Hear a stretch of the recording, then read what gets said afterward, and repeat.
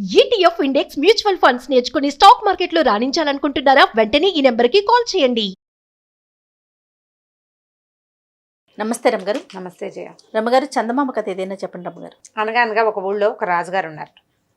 ఆ రాజుగారికి లేక ఒక అమ్మాయి పుట్టింది.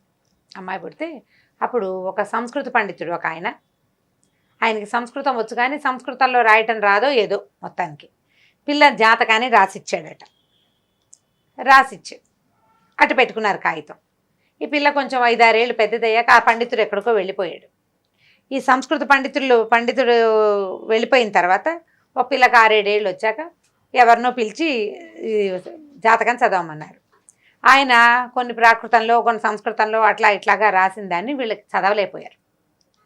అప్పటి నుంచి ఈయనకి ఏమిటి, రాజుగారికి ఆయన ఏదో విశేషంగా రాశాడు, ఆ విశేషం ఏమిటో తెలుసుకోవాలని వచ్చిన పండితులందరికీ చూపించేవాడు. తీరా కొంతకాలం అయిన తర్వాత పిల్లకు ఒక 16 ఏళ్ళు వచ్చాక ఓ పండితుడు నేను చదవగలనని చదివాడు. చదివి ఏం చెప్పాడు, అమ్మాయి గారికి జాతకంలో 2 పెళ్ళిళ్ళు ఉన్నాయండి. మొదటి పెళ్లి కొడుకు చనిపోతాడు, మొదటిసారి పెళ్ళి అయితే పెళ్లి కొడుకు చనిపోతాడు, రెండో పెళ్లి కొడుకుకి చక్రవర్తి యోగం ఉంది అని చెప్పాడు.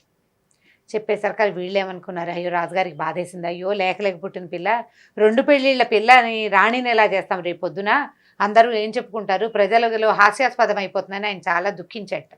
సరే అప్పుడు మంత్రి గారు అన్నట్ట, అంత కంగారేముంది ప్రభు, ఎవడో అసలు ముక్కు మొహం తెలియని వాడికి కట్టబెడదాం, వాడిని మనమే వేసేద్దాం, లేదా వాడి దారిని వాడు పోతాడు. పూర్వకాలం కూడా భారత కథల్లో కూడా కనపడుతుందండి, గాంధారీదేవికి ఇలాగే పెళ్లి చేశారని, మేకకిచ్చి పెళ్లి చేయొచ్చు, అరటి చెట్టుకి ఇచ్చి పెళ్లి చేయొచ్చు, అది మనమే తెగటారు చేస్తే సరిపోతుంది అని అనుకున్నారు. అయితే ఏమైంది, ఈ కొత్తగా వచ్చిన పండితుడు అన్నాడు, ఇలాగ జీవాలకు కాదండి మనిషికి ఇచ్చే పెళ్లి చేయాలి, 2 భర్తలని క్లియర్గా ఉందండి అన్నాడు. అనేసరికి వీళ్ళు ఏం చేశారు, అదే సమయానికి ఈ విదర్భ రాజ్యానికి 3 పిచ్చివాళ్ళు వచ్చారట. అమ్మవారిది ఒక దేవళం ఉంది, ఆ దేవళంలో 3 పిచ్చివాళ్ళు చేరారు. దేవళం అంటే దేవాలయం. ఓకే. ఈ దేవళం అంటే చాలామంది అంటే మొట్టి గుడిగా కాకుండా బయట నుంచి వచ్చిన ఊళ్ళ వాళ్ళు అక్కడ ఉండటానికి కూడా కొంత వనరు ఉండేది. దాని తాలూకు ఒక మండపంలోకి 3 పిచ్చివాళ్ళు చేరారు. ఈ దాసీలు వాళ్ళు వీళ్ళు గుళ్ళలోకి వెళ్తారు కదా, ఈ గుళ్ళోకి వెళ్ళినప్పుడు 3 పిచ్చివాళ్ళు ఒకటే చోట చేరారని చెప్పుకున్నారు. మంత్రి గారికి ఒక మంచి ఆలోచన వచ్చింది. 3 పిచ్చివాళ్ళు వాళ్ళు ఎవరో దేశదిమ్మర్లు అయ్యి ఉంటారు, వాళ్ళు ఎవరో చూసి రండ్రా అని చూశారు. చూస్తే ఈ 3లో ఒకడేమో అంటాట ఎవరికెవరు అంటాట అన్నిటికీ ఒకడు, రెండోవాడేమో ఎవరి కర్మ వారిది అంటాడు, మూడోవాడు అంతా దైవాయత్తం అంటూ ఈ 3 వాక్యాలే 3 మాట్లాడుతుంటారు. 3 పిచ్చివాళ్ళనే ఉన్నారు. సరే వీళ్ళు ఏమనుకున్నారు, మంత్రి గారు రేవో పని చేద్దామని ఒక మంచి సంబంధం కుదిర్చారు రాజకుమార్తెకి. ఆ సంబంధం పెళ్ళికొడుకు పెళ్లివాళ్ళు రేపు వస్తారనగా ముందు రోజే రాణిగారికి యువరాణికి పెళ్లి చేసేద్దాం అనుకున్నారు. ఈ పెళ్లి చేయడానికి దేవళంలో 3 పిచ్చివాళ్ళు ఉన్నారు కదా, వాళ్ళల్లో ఒకరిని లాక్కురండిరా అని కొంతమంది సైనికుల్ని పంపించాడు. వాళ్ళు ఏం చేశారు, ఆ వెళ్ళేసరికల్లా 2 పెద్దవాళ్ళల్లే ఉన్నారు, ఒకడు కుర్రాడు. ఎంత కాదన్నా యువరాణికి ఇచ్చి పెళ్లి చేస్తాం కదా, అందుకని పెద్దవాళ్ళిద్దరిని ముసలి వాళ్ళిద్దరిని వదిలిపెట్టి యంగ్గా కాస్త కుర్రగా కనపడుతున్న 3వ వాడిని దైవాయత్తాన్ని తీసుకొచ్చారు. అంతా దైవాయత్తం అంటూ ఉంటాడనమాట. ఈ దైవాయత్తం వాడిని పట్టుకొస్తే ఏమైంది, సరే లోపల తీసుకొచ్చారు. ఏమనుకున్నారు, పెళ్లి చేసేద్దాం, ఎలాగూ పిచ్చివాడు పోతాడు, వాడి దాన్ని వాడిని వదిలేస్తే వాడి మార్గాన్ని వాడు పోతాడు. పిల్లకిచ్చి పెళ్లి చేసేశారు. తూతూ మంత్రంగా మొత్తాన్ని తాళి కట్టించేశారు, కట్టేశాడు. అంతా దైవాయత్తం అనుకుంటూనే కట్టేశాక రాజకుమార్తెను వెళ్ళి పడుకోమన్నారు. వీడేమో వెళ్ళిపోయి దేవళానికి పోయాడు. పిచ్చివాడు, వాడికి అర్థం కాలేదు పెళ్ళని అదని. మర్నాడు పొద్దున్నే లేపి పెళ్లి కూతురు చేస్తుంటే అమ్మాయికి రాత్రి జరిగిన పెళ్లి నిజమైన పెళ్లిగా అనిపించడం మొదలెట్టింది. అది న్యాచురల్గా ఉన్నట్టు తోస్తోంది అమ్మాయికి. పొద్దునంతా పెళ్లివాళ్ళు దిగారు, హడావిడిగా ఈ అమ్మాయిని పెళ్లి కూతురుని చేశారు. గందరగోళంగా చాలా తతంగంతో పెళ్లి జరిగింది. ముందు రోజు రాత్రి జరిగిన తూతు మంత్రం పెళ్లి బాగుంది, ఈ హడావిడి పెళ్లి ఏమిటోగా ఉంది అమ్మాయికి. సరే ఏమైంది, మర్నాడు తెల్లవారుజామున పెళ్ళయింది. పెళ్లి చేసేశారు కొత్త రాజకుమారుడితోటి. ఈ పెళ్ళైన ఒక గంటన్నరకి పెళ్ళిన వివాహం తర్వాత స్థాళీపాకం సదస్యం అని 2 హోమాలు అవి ఉంటాయి. హోమాలు అవగానే పెళ్లి కొడుకు హా అని పెద్దగా ఆవలిచ్చి బిళ్ళబీటుగా విరుచుకు పడిపోయి ఢామ్మని చనిపోయాడు. అతనికి ఏదో ఫిట్ లాగా వచ్చింది, ఆ తర్వాత మరణించేశాడు.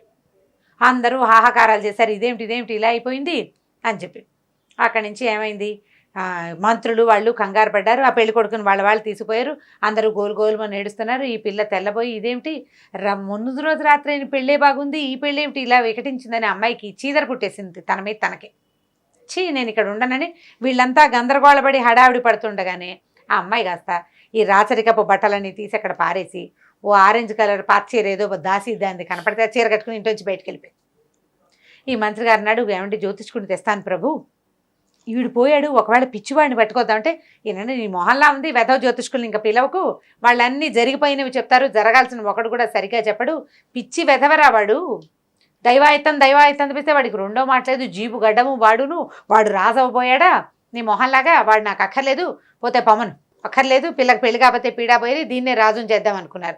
అన్ని సర్దుమణికి ఈ రాజకుమారుని బాడీని వాళ్ళ ఇంటికి పంపించి గందరగోళం అంతా అయ్యాక చూసుకుంటే ఈ పిల్ల లేదు, మాలతి పెళ్లి కూతురు లేదు. అయ్యో యువరాణి ఎక్కడికో వెళ్ళిపోయింది అనుకున్నారు. ఈ అమ్మాయి ఏం చేసింది, పాత చీర కట్టుకుని బయలుదేరింది కదా, ఈ బయలుదేరిన అమ్మాయి సరాసరి ఆ దేవాలయానికి వెళ్ళింది, అమ్మవారి గుడికి వెళ్ళింది. అందులో ఇక 3 పిచ్చివాళ్ళు కనపడ్డారు. వాళ్ళ వెనకాల వెళ్ళటం మొదలుపెట్టింది. వాళ్ళు ఏం చేశారు, 3 పిచ్చివాళ్ళు నిద్ర లేచారు, లేచి ఎక్కడికో బయలుదేరారు. వాళ్ళ వెనకాల పడి వాళ్ళు ఎక్కడికి వెళ్తే అక్కడికి వెళ్ళింది అమ్మాయి. ఈ ఊరు ఆ ఊరు తిరిగింది. వాళ్ళు మట్టి కట్టుకుపోయి ఎక్కడెక్కడ దేవాలయాలు ఉంటే, ఎక్కడెక్కడ మందిరాలు మండపాలు ఉంటే, ఎక్కడో భోజనం పెడుతుంటే వాళ్ళతో పాటే తిరుగుతూ అమ్మాయికి సన్యాసం తీసుకోవాలని కోరిక పుట్టిందనమాట. అలా తిరుగుతూ ఉండేది. కొద్ది రోజులు పోయాక వీళ్ళు అవంతి రాజ్యానికి చేరారు. ఆ అవంతి రాజ్యంలో పెద్ద పెట్టును ఏమిటో బోళ్ళంత జనాలంతా చెప్పుకుంటున్నారు, టముకులు ఇస్తున్నారనమాట. ఏమిటట, రాజకుమారుడు, ఆ ఊరి రాజకుమారుడు ఎప్పుడో పోయాడు, రాజుగారికి పిల్లలు లేరు, అందుకని చుట్టాల్లో ఎవరిని కాకుండా భద్రగజానికి ఒక దండ ఇచ్చి ఆ దండని ఎవరో ఒకళ్ళ యువకుడు ఎవరి మెడలో వేస్తే వాళ్ళని రాజుని చేస్తామని ఏనుగుని వదిలిపెడుతున్నారు. ఏనుగుని వదిలిపెడుతుంటే సరే బాగానే ఉంది కదా, ఈ కొత్తగా మొత్తం ఊళ్ళో జనాన్ని అంతా బాట పక్కన నుంచోమన్నారు. మొత్తం ఊళ్ళో ఉన్న పసిపిల్ల బాలాది ముష్టి వాళ్ళతో సహా అందరూ వచ్చి రోడ్ల మీద నుంచున్నారు. ఏనుగు నడుచుకుంటూ పోతుంది, దానికి ఎవరి మీద ముచ్చట కలిగితే వాళ్ళని మెడలో దండేస్తుంది, దాని చేతికో దండ ఇచ్చేద్దాం, తొండానికి ఒక దండ తగిలిచ్చింది, ఆ దండ పుచ్చుకుని వెళ్తోంది. సరే ఏమైంది, ఈ 3 పిచ్చి వాళ్ళతో పాటు ఈ మాలతి కూడా రోడ్డు మీదే నుంచుంది, రాజుగారు అమ్మాయి కూడా. అందరూ నుంచుంటే సరే ఏమైంది, ఈ ఏనుగు వెనకాల ఓ రథం వస్తుంది, అందులో మంత్రి వాళ్ళంతా కొంతమంది కూర్చున్నారు, ఇంకా కొంత సైన్యం, రాజుగారు కాబోయే రాజుగారిని తీసుకెళ్ళడానికి ఒక పల్లకి, అన్నీ మెల్లిగా వస్తున్నాయి. ఏనుగు స్లోగా నడుస్తుంది చూడు, దబదబా నడవదు, నిదానంగా ఇలా నడుస్తుంది. అందుకే సామాజ వర్గమన అని చెప్పేది, స్లోగా మృదువుగా నడుస్తుంది అనమాట. పరిగెత్తడం, ఏనుగు అంటే భయపడ్డప్పుడే పరిగెడుతుంది, మామూలుగా పరిగెట్టదు, నడుచుకుంటూ పోతుంది. దాని వెనకాల వీళ్ళంతా వస్తున్నారు. సరే ఏమైంది, వీళ్ళందరినీ చూసి ఆ ఏనుగు ఏం చేసింది, ఈ 3 పిచ్చివాళ్ళ దగ్గరికి వచ్చి ఈ దైవాయత్తం అనే పిచ్చివాడి మెడలో దండేసింది. దండేసేసరికల్లా మంత్రి గారు గబగబా రథం దిగొచ్చాడు, పల్లకి మోసుకొచ్చారు, బోయిలు దగ్గరికి వచ్చేసరికల్లా ప్రభు మీరేనా అన్నట్ట మంత్రి. ఈ అబ్బాయి ఎవరైతే ఈ దైవాయత్తం పెళ్ళికొడుకు ఎవరైతే ఉన్నాడో అతను అవంతి రాజకుమారుడు. ఓహో. అప్పుడు ఏం జరిగిందో ఏం చెప్పారంటే, అవంతి రాజ్యాన్ని రాజకుమారుడు అతను ఎప్పుడు దేవుణ్ణి నమ్మేవాడు కాదు, అంతా మానవ మేధస్సే తప్ప భగవంతుడిది ఏమీ లేదు. దేవుడు గుళ్ళో ఉంటాడు తప్పిస్తే దేవుడు సర్వాంతర్యామి కాదు, దేవుడి వల్ల ఏది జరగదని అనేవాట. అయితే ఏమైందట, రాజుగారు ఈ పిల్లవాడిని దైవభక్తిని పెంపొందించడానికి ఒక యోగిని పిలిపించారట. యోగిని పిలిపిస్తే 3 రోజుల పాటు ఆ యోగితోటి స్పెండ్ చేశాడు రాజకుమారుడు. 3వ రోజు యోగి వెళ్ళిపోయాడు. యోగి వెళ్ళిపోయిన మరుసటి రోజు ఈ రాజకుమారుడు కూడా పిచ్చెత్తి ఇంట్లో నుంచి బయటికి వెళ్ళిపోయాడు. అంతా దైవాయత్తం అనే అనేవాడు. ఆ యోగి చేసిన బోధతోటి అతనికి మతి స్థిమితం తప్పిపోయిందనమాట. అయితే అప్పుడు ఏమైందంటే, ఈ రాజకుమారుడు చెప్పాట, మంత్రి అంతా దైవాయత్తమే కదా, నా పెళ్లి కూడా దైవాయత్తమే, ఇదిగో ఈవిడే నా పెళ్లి కూతురని పక్కనున్న పిచ్చిగా ఉన్న అమ్మాయిని, సన్యాసి వేషంలో ఉన్న పిచ్చమ్మాయిలాగా ఉన్న అమ్మాయిని చూపించాడు. ఈ అమ్మాయి విదర్భ రాజకుమార్తె, నా పెళ్లి కూడా దైవాయత్తంగానే జరిగింది, అంతా దైవాయత్తమని నేను ఇప్పుడు నమ్ముతున్నాను అని చెప్పాడు. ఈ రాజకుమారిని యువరాణిని ఇద్దరిని పల్లకి ఎక్కించుకుని తీసుకుపోయారు. చక్కగా క్షవరం వివరం చేయించి మర్నాడు ఆయన్ని రాజుని చేసి ఈ అమ్మాయిని రాణిని చేశారు. కొంతకాలానికి విదర్భ రాజ్యానికి కూడా మీ అమ్మాయి ఎక్కడికి వెళ్ళిపోలేదు, ఇదిగో మా దగ్గర ఉంది, మా రాజకుమారిని పెళ్లి చేస్తుందని ఉత్తరం రాశారు. ఇప్పుడు యువరాణికి రాసిన జాతకం కరెక్టే అయ్యింది. అయితే జాతకం పొరపాటు ఎక్కడ చదివారు, మొదటి పెళ్లి కొడుకు చనిపోతాడని వాళ్ళు అర్థం చేసుకున్నారు. కాదు, 2వ పెళ్లి కొడుకు చనిపోతాడు. మొదటి పెళ్లి కొడుకు పిచ్చివాడు బతికే ఉన్నాడు, 2వసారి వాళ్ళు చేసిన పెళ్లి మిస్సే అయిపోయింది, మొదటైన పెళ్ళే నియమం. ఇప్పుడు ఈ దైవాయత్తానికి కూడా ఈ రాజకుమారుడికి కూడా ఈ విదర్భ రాజ్యంలో కూడా 2 పెళ్ళిళ్ళైన అమ్మాయి రాణి అవుతుందని వాళ్ళకు కూడా ఉంది జాతకం. ఈ అమ్మాయికి 2 పెళ్ళిళ్ళు అవడం వాళ్ళకి ప్లస్సే అయ్యింది అనమాట. సో తర్వాత ఏమైంది, వీళ్ళిద్దరూ హాయిగా రాజు రాణి ఏమిటి మనం ఇంగ్లీష్ కథలో ఎవర్ ఆఫ్టర్ లివింగ్ హ్యాపీలీ అని ఎప్పటికీ సంతోషంగా జీవించేశారు. దైవాయత్తం భగవంతుడి లీలా విశేషం వల్లే ప్రతిదీ జరుగుతుందని ప్రతివాడు తెలుసుకోవాల్సిందే. పోనీ దైవం కాదు, విష్ణుమూర్తి లేడు, వెంకటేశ్వర స్వామి లేడు, శివుడు లేడు, కానీ ఏదో ఒక ఎనర్జీ మనని నడిపిస్తుంది కదా. మనల్ని నడిపించే శక్తి ఉందా, దాన్ని మనం దైవంగా భావిస్తాం. నీకేది తెలిస్తే దానిగా భావించు. మనది కానిది, మనము కానిది ఇంకొకటి ఉంది అనేది తప్పకుండా మనం నమ్మి తీరాలి. కాదు మనం నమ్మం అంటే కనుక ఏ కథ నడవదు. అన్నీ మన చేతితోటే చేయలేం కదా, అన్నీ మన వల్ల కాదు. పిల్లలకి భగవంతుడి మీద విశ్వాసాన్ని ఏర్పరచడానికి చెప్పే కథల్లో ఇది చెప్పచ్చు. మామూలు సరదా కథగా కూడా చెప్పుకోవచ్చు. చాలా బాగుంది రమ్మగారు.